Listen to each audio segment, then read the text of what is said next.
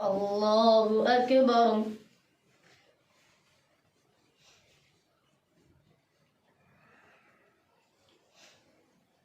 الحمد لله رب العالمين الرحمن الرحيم مالك يوم الدين. إياك نعبد وإياك نستعين اهدنا الصراط المستقيم صراط الذين أنعمت عليهم غير المغضوب عليهم ولا الضالين.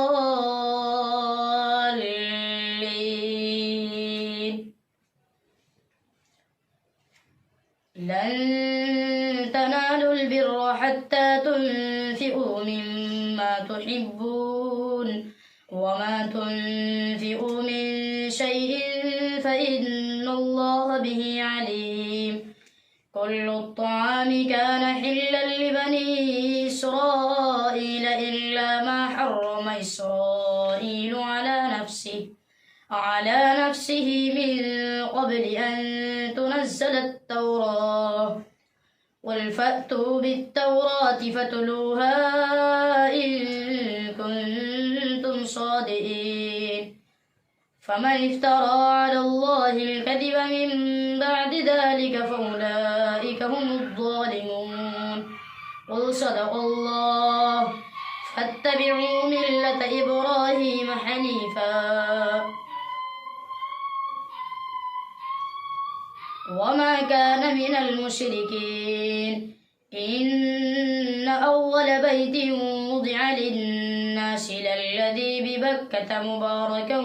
وهدى للعالمين. فيه آيات بينات مقام إبراهيم ومن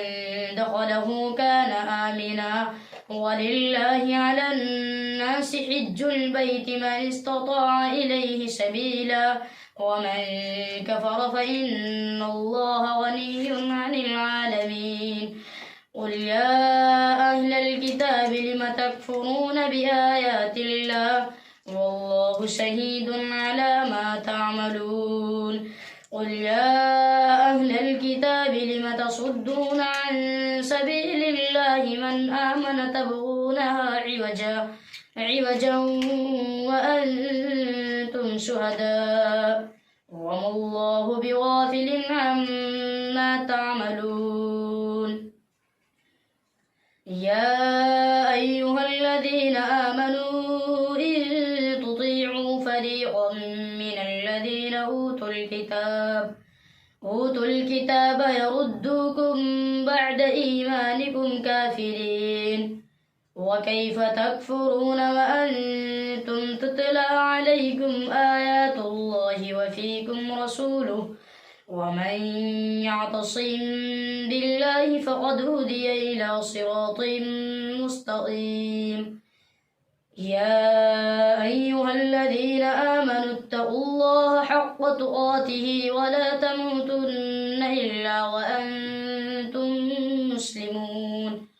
واعتصموا بحبل الله جميعا ولا تفرقوا. واذكروا نعمة الله عليكم إذ كنتم أعداء فألف بين قلوبكم فأصبحتم بنعمته إخوانا وكنتم على شفا حفرة من النار فأنقذكم منها. كذلك يبين الله لكم آياته لعلكم تهتدون. ولتكن منكم أمة يدعون إلى الخير ويأمرون بالمعروف وينهون عن المنكر وأولئك هم المفلحون. ولا تكونوا كالذين تفرقوا واختلفوا من بعد ما جاءهم البينات وأولئك لهم عذاب عظيم. يوم تبيض وجوه وتسود وجوه فأما الذين اسودت وجوههم أكفرتم بعد إيمانكم فذوقوا العذاب بما كنتم تكفرون. وأما الذين ابيضت وجوههم ففي رحمة الله هم فيها خالدون تلك آيات الله نتلوها عليك بالحق وما الله يريد ظلما للعالمين ولله ما في السماوات وما في الأرض وإلى الله ترجع الأمور كنتم خير أمة أخرجت للناس تأمرون بالمعروف وتنهون عن المنكر وتؤمنون بالله ولو آمن أهل الكتاب لكان خيرا لهم منهم المؤمنون وأكثرهم الفاسقون لن يضروكم إلا أذى وإن يقاتلوكم يولوكم الأدبار ثم لا ينصرون ضربت عليهم الذلة أينما تقفوا إلا بحبل من الله وحبل من الناس وباءوا بغضب من الله وضربت عليهم المسكنة ذلك بأنهم كانوا يكفرون بآيات الله ويقتلون الأنبياء بغير حق ذلك بما عصوا وكانوا يعتدون ليسوا سواء من أهل الكتاب أمة قائمة يتلون آيات الله آناء الليل وهم يسجدون يؤمنون بالله واليوم الآخر ويأمرون بالمعروف وينهون عن المنكر ويسارعون في الخيرات وأولئك من الصالحين وما يفعلوا من خير فلن يكفروه والله عليم بالمتقين إن الذين كفروا لن تغني عنهم أموالهم ولا أولادهم من الله شيئا وأولئك أصحاب النار هم فيها خالدون مثل ما ينفقون في هذه الحياة الدنيا كمثل ريح فيها صر أصابت حرث قوم ظلموا أنفسهم فأهلكت وما ظلمهم الله ولكن أنفسهم يظلمون يا أيها الذين آمنوا لا تتخذوا بطانة من دونكم لا يألونكم خبالا ودوا ما عنتم قد بدت البغضاء من أفواههم وما تخفي صدورهم أكبر قد بينا لكم الآيات إن كنتم تعقلون ها أنتم أولئك تحبونهم ولا يحبونكم وتؤمنون بالكتاب كله وإذا لقوكم قالوا آمنا وإذا خلوا عضوا عليكم الأنامل من الغيظ قل موتوا بغيظكم إن الله عليم بذات الصدور إن تمسسكم حسنة تسؤهم وإن تصبكم سيئة يفرحوا بها وإن تصبروا وتتقوا لا يضركم كيدهم شيئا إن الله بما يعملون محيط وإذ غدوت من أهلك تبوئ المؤمنين مقاعد للقتال والله سميع عليم إذ هم الطائفتان منكم أن تفشلا والله وليهما وعلى الله فليتوكل المؤمنون ولقد نصركم الله ببدر وأنتم أذلة فاتقوا الله لعلكم تشكرون إذ تقول للمؤمنين ألن يكفيكم أن يمدكم ربكم ب3,000 من الملائكة منزلين بلى إن تصبروا وتتقوا ويأتوكم من فورهم هذا يمددكم ربكم ب5 آلاف من الملائكة مسومين وما جعله الله إلا بشرى لكم ولتطمئن قلوبكم به وما النصر إلا من عند الله العزيز الحكيم ليقطع طرفا من الذين كفروا أو يكبتهم فينقلبوا خائبين ليس لك من الأمر شيء أو يتوب عليهم أو يعذبهم فإنهم ظالمون ولله ما في السماوات وما في الأرض يغفر لمن يشاء ويعذب من يشاء والله غفور رحيم يا أيها الذين آمنوا لا تأكلوا الربا أضعافا مضاعفة واتقوا الله لعلكم تفلحون واتقوا النار التي أعدت للكافرين وأطيعوا الله والرسول لعلكم ترحمون وسارعوا إلى مغفرة من ربكم وجنة عرضها السماوات والأرض أعدت للمتقين الذين ينفقون في السراء والضراء والكاظمين الغيظ والعافين عن الناس والله يحب المحسنين والذين إذا فعلوا فاحشة أو ظلموا أنفسهم ذكروا الله فاستغفروا لذنوبهم ومن يغفر الذنوب إلا الله ولم يصروا على ما فعلوا وهم يعلمون أولئك جزاؤهم مغفرة من ربهم وجنات تجري من تحتها الأنهار خالدين فيها ونعم أجر العاملين قد خلت من قبلكم سنن فسيروا في الأرض فانظروا كيف كان عاقبة المكذبين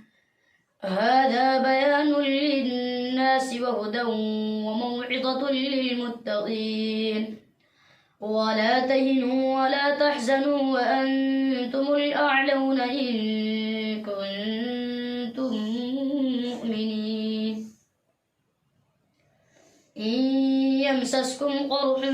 فقد مس القوم قرح مثله وتلك الأيام نداولها بين الناس وليعلم الله الذين آمنوا ويتخذ منكم شهداء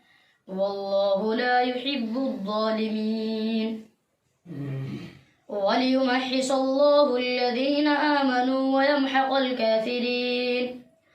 أم حسبتم أن تدخلوا الجنة ولما يعلم الله الذين جاهدوا منكم ويعلم الصابرين ولقد كنتم تمنون الموت من قبل أن تلقوه فقد رأيتموه وأنتم تنظرون وما محمد إلا رسول قد خلت من قبله الرسل أفإن مات أو قتل انقلبتم على أعقابكم ومن ينقلب على عقبيه فلن يضر الله شيئا وسيجزي الله الشاكرين ومن ينقلب على عقبيه فلن يضر الله شيئا وسيجزي الله الشاكرين وما كان لنفس أن تموت إلا بإذن الله كتابا مؤجلا ومن يرد ثواب الدنيا نؤته منها ومن يرد ثواب الآخرة نؤته منها وسنجزي الشاكرين وكأي من نبي قاتل معه ربيون كثير فما وهنوا لما أصابهم في سبيل الله وما ضعفوا وما استكانوا والله يحب الصابرين. وما كان قولهم إلا أن قالوا ربنا اغفر لنا ذنوبنا وإسرافنا في أمرنا وثبت أقدامنا وانصرنا على القوم الكافرين. فآتاهم الله ثواب الدنيا وحسن ثواب الآخرة والله يحب المحسنين. يا أيها الذين آمنوا إن تطيعوا الذين كفروا يردوكم على أعقابكم فتنقلبوا خاسرين. بل الله مولاكم وهو خير الناصرين. سنلقي في قلوب الذين كفروا الرعب بما أشركوا بالله ما لم ينزل به سلطانا ومأواهم النار وبئس مثوى الظالمين. ولقد صدقكم الله وعده إذ تحسونهم بإذنه حتى إذا فشلتم وتنازعتم في الأمر وعصيتم من بعد ما أراكم ما تحبون منكم من يريد الدنيا ومنكم من يريد الآخرة ثم صرفكم عنهم ليبتليكم ولقد عفا عنكم والله ذو فضل على المؤمنين. إذ تصعدون ولا تلوون على أحد والرسول يدعوكم في أخراكم فأثابكم غما بغم لكي لا تحزنوا على ما فاتكم ولا ما أصابكم والله خبير بما تعملون. ثم أنزل عليكم من بعد الغم أمنة عسى يغشى طائفة منكم وطائفة قد أهمتهم أنفسهم يظنون بالله غير الحق ظن الجاهلية يقولون هل لنا من الأمر من شيء قل إن الأمر كله لله يخفون في أنفسهم ما لا يبدون لك يقولون لو كان لنا من الأمر شيء ما قتلنا هاهنا قل لو كنتم في بيوتكم لبرز الذين كتب عليهم القتل إلى مضاجعهم وليبتلي الله ما في صدوركم وليمحص ما في قلوبكم والله عليم بذات الصدور.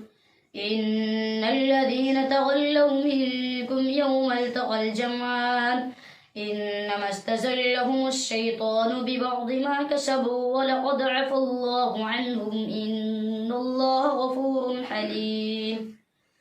يا أيها الذين آمنوا لا تكونوا كالذين كفروا وقالوا لإخوانهم إذا ضربوا في الأرض أو كانوا غزا لو كانوا عندنا ما ماتوا وما قتلوا ليجعل الله ذلك حسرة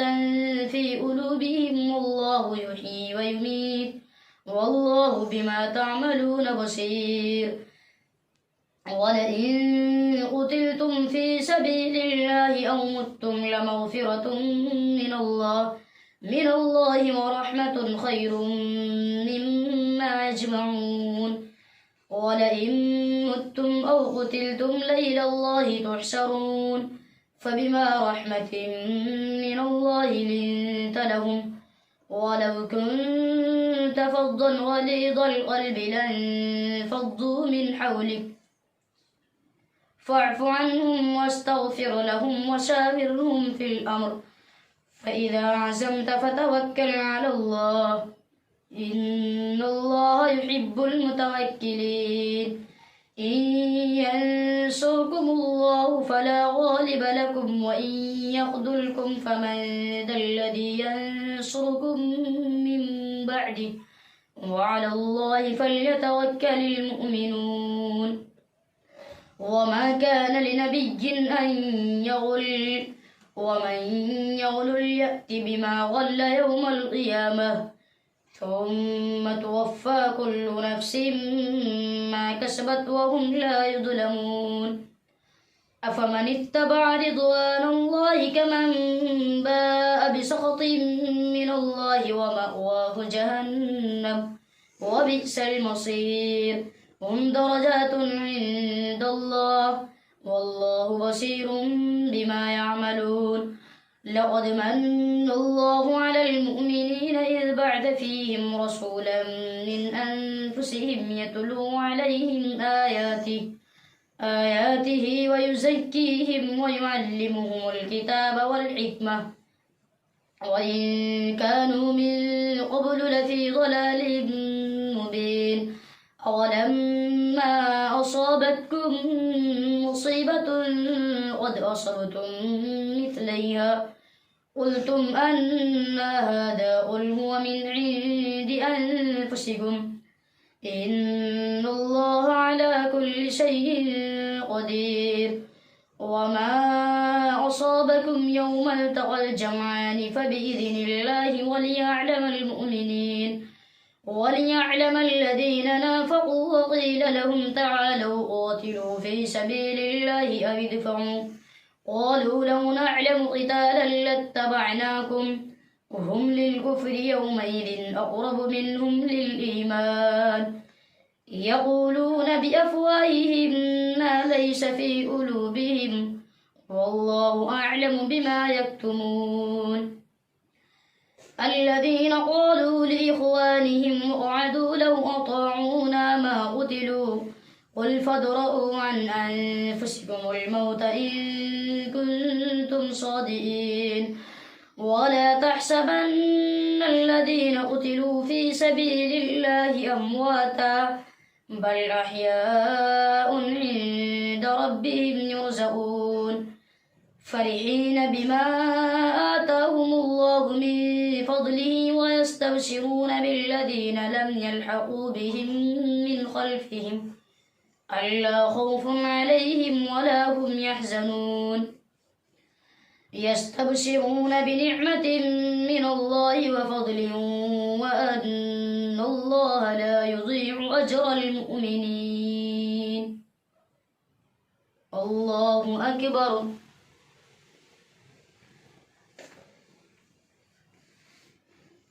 سمع الله لمن حمده الله أكبر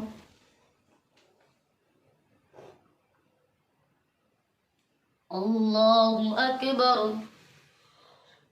الله أكبر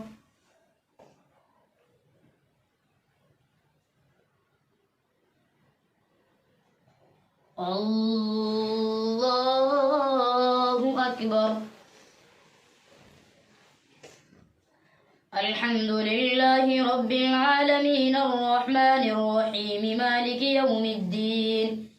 إياك نعبد وإياك نستعين اهدنا الصراط المستقيم صراط الذين أنعمت عليهم غير المغضوب عليهم ولا الضالين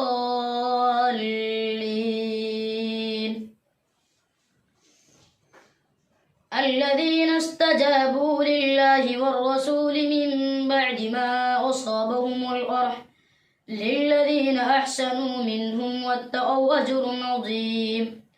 الذين قال لهم الناس إن الناس قد جمعوا لكم فاخشوهم فزادهم إيمانا وقالوا حسبنا الله ونعم الوكيل فانقلبوا بنعمة من الله وفضل لم يمسسهم سوء واتبعوا رضوان الله والله ذو فضل عظيم إنما ذلكم الشيطان يخوف أولياءه فلا تخافوهم وخافون إن كنتم مؤمنين ولا يحزنك الذين يسارعون في الكفر إنهم لن يضروا الله شيئا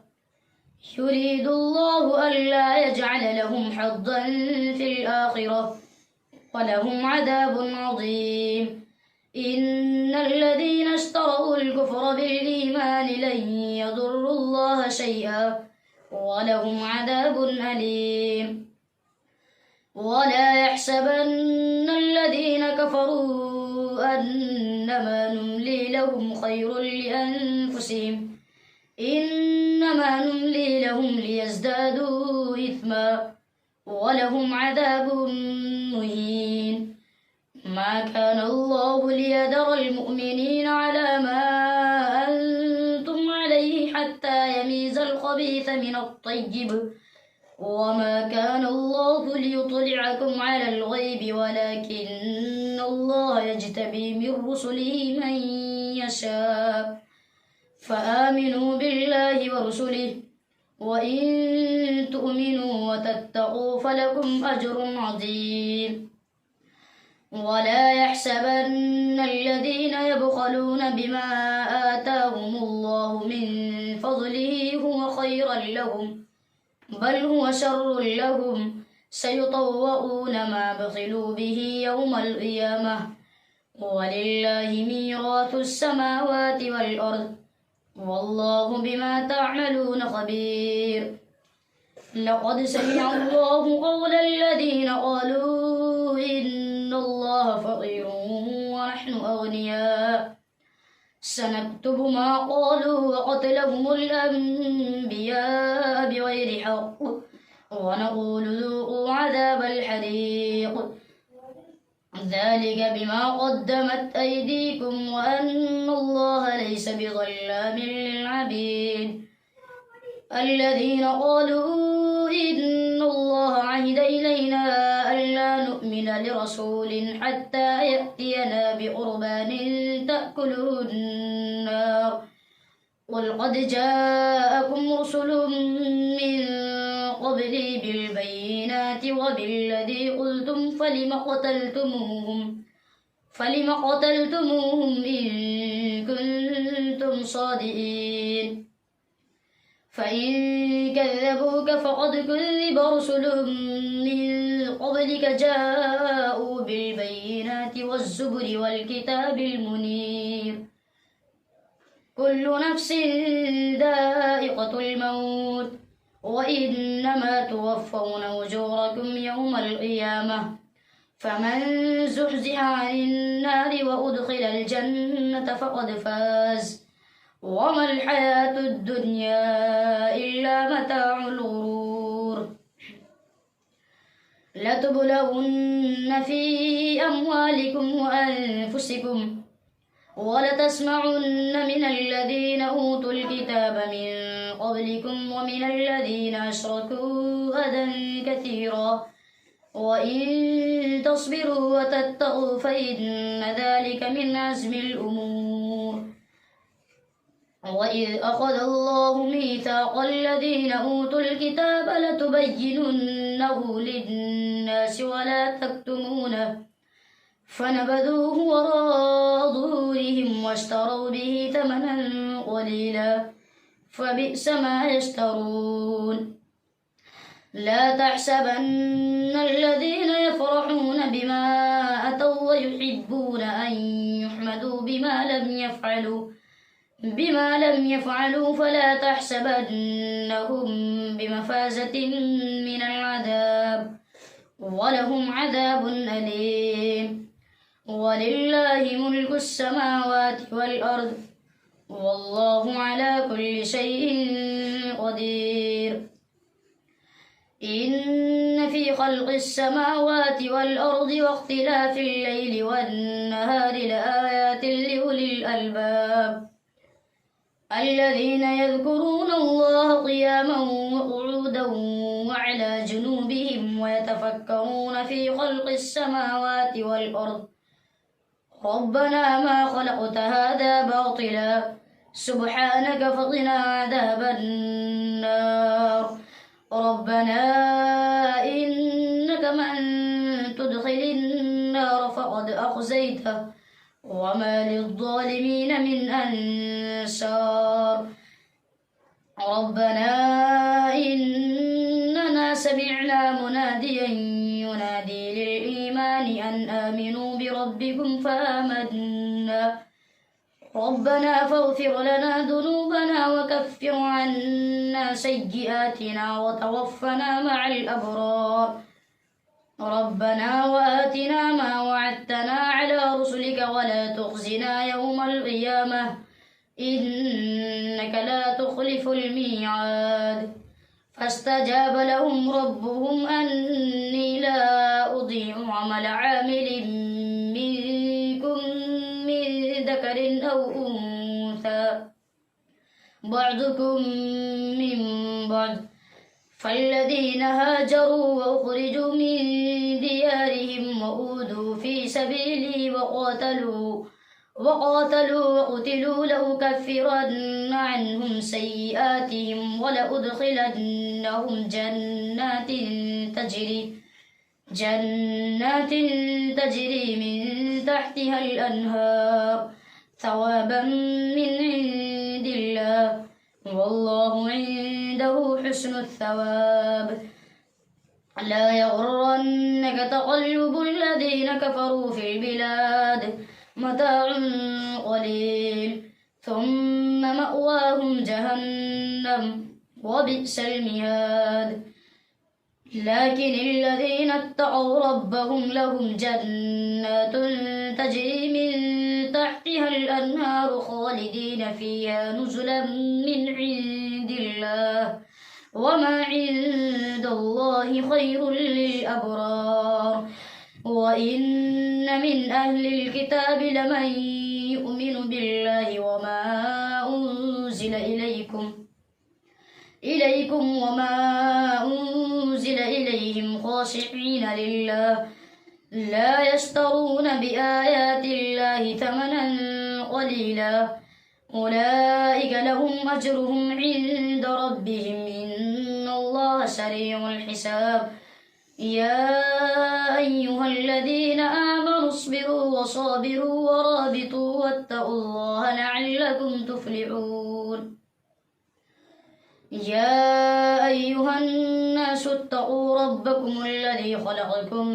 من نفس واحدة وخلق منها زوجها وبث منهما رجالا كثيرا ونساء واتقوا الله الذي تساءلون به والأرحام إن الله كان عليكم رقيبا. وآتوا اليتامى أموالهم ولا تتبدلوا الخبيث بالطيب ولا تأكلوا أموالهم إلى أموالكم إنه كان حوبا كبيرا. وإن خفتم ألا تقسطوا في اليتامى فانكحوا ما طاب لكم من النساء مثنى وثلاث ورباع فإن خفتم ألا تعدلوا فواحدة أو ما ملكت أيمانكم ذلك أدنى ألا تعولوا. وآتوا النساء صدقاتهن نحلة فإن طبن لكم عن شيء منه نفسا فكلوه هنيئا مريئا. ولا تؤتوا السفهاء أموالكم التي جعل الله لكم قياما وارزقوهم فيها واكسوهم وقولوا لهم قولا معروفا. وابتلوا اليتامى حتى إذا بلغوا النكاح فإن آنستم منهم رشدا فادفعوا إليهم أموالهم ولا تأكلوها إسرافا وبدارا أن يكبروا. ومن كان غنيا فليستعفف ومن كان فقيرا فليأكل بالمعروف.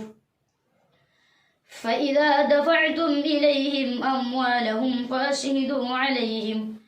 وكفى بالله حسيبا. للرجال نصيب مما ترك الوالدان والأقربون وللنساء نصيب مما ترك الوالدان والأقربون مما قل منه أو كثر نصيبا مفروضا. وإذا حضر القسمة أولو القربى واليتامى والمساكين فارزقوهم منه وقولوا لهم قولا معروفا. وليخشى الذين لو تركوا من خلفهم ذرية ضعافا خافوا عليهم فليتقوا الله وليقولوا قولا سديدا. إن الذين يأكلون أموال اليتامى ظلما إنما يأكلون في بطونهم نارا وسيصلون سعيرا. يوصيكم الله في أولادكم للذكر مثل حظ الأنثيين. فإن كن نساء فوق 2 فلهن ثلثا ما ترك وإن كانت واحدة فلها النصف ولأبويه لكل واحد منهما السدس مما ترك إن كان له ولد. فإن لم يكن له ولد وورثه أبواه فلأمه الثلث. فإن كان له إخوة فلأمه السدس من بعد وصية يوصي بها أو دين. آباؤكم وأبناؤكم لا تدرون أيهم أقرب لكم نفعا فريضة من الله إن الله كان عليما حكيما. ولكم نصف ما ترك أزواجكم إن لم يكن لهن ولد فإن كان لهن ولد فلكم الربع مما تركن من بعد وصية يوصين بها أو دين. ولهن الربع مما تركتم إن لم يكن لكم ولد فإن كان لكم ولد فلهن الثمن مما تركتم من بعد وصية توصون بها أو دين. وإن كان رجل يورث كلالة أو امرأة وله أخ أو أخت فلكل واحد منهما السدس. فإن كانوا أكثر من ذلك فهم شركاء في الثلث من بعد وصية يوصى بها أو دين غير مضار وصية من الله والله عليم حليم. تلك حدود الله ومن يطع الله ورسوله يدخله جنات تجري من تحتها الأنهار خالدين فيها وذلك الفوز العظيم. ومن يعص الله ورسوله ويتعد حدوده يدخله نارا خالدا فيها وله عذاب مهين. واللاتي يأتين الفاحشة من نسائكم فاستشهدوا عليهن 4 منكم فإن شهدوا فأمسكوهن في البيوت حتى يتوفاهن الموت أو يجعل الله لهن سبيلا.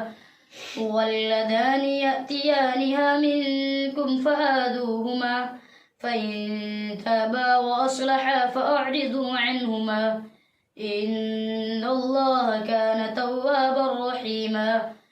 إنما التوبة على الله للذين يعملون السوء بجهالة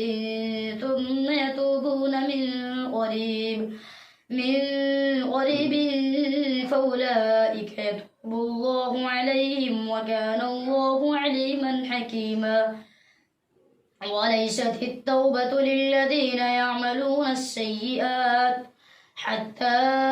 إذا حضر أحدهم الموت قال إني تبت الآن ولا الذين يموتون وهم كفار أولئك أعتدنا لهم عذابا أليما يا أيها الذين آمنوا لا يحل لكم أن ترثوا النساء كرها ولا تعضلوهن لتذهبوا ببعض ما آتيتموهن إلا أن يأتين بفاحشة مبينة وعاشروهن بالمعروف فإن كرهتموهن فعسى أن تكرهوا شيئا ويجعل الله فيه خيرا كثيرا وإن أردتم استبدال زوج مكان زوج وآتيتم إحداهن قنطارا فلا تأخذوا منه شيئا أتأخذونه بهتانا وإثما مبينا وكيف تأخذونه وقد أفضى بعضكم إلى بعض وأخذن منكم ميثاقا غليظا ولا تنكحوا ما نكح آباؤكم من النساء إلا ما قد سلف إنه كان فاحشة ومقتا وساء سبيلا حرمت عليكم أمهاتكم وبناتكم وأخواتكم وعماتكم وخالاتكم وبنات الأخ وبنات الأخت وأمهاتكم اللاتي أرضعنكم وأخواتكم من الرضاعة وأمهات نسائكم وربائبكم اللاتي في حجوركم من نسائكم اللاتي دخلتم بهن فإن لم تكونوا دخلتم بهن فلا جناح عليكم وحلائل أبنائكم الذين من أصلابكم وأن تجمعوا بين الأختين إلا ما قد سلف إن الله كان غفورا رحيما الله أكبر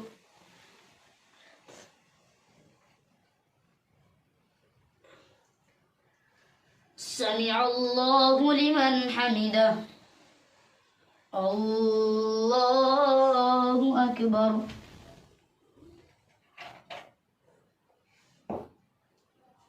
الله أكبر الله أكبر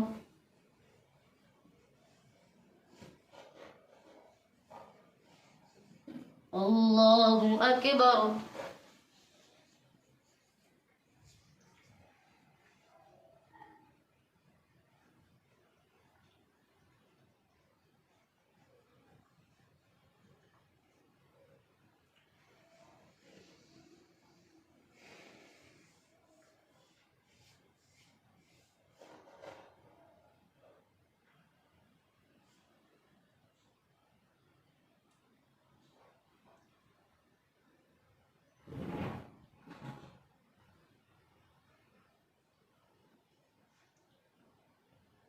السلام عليكم ورحمة الله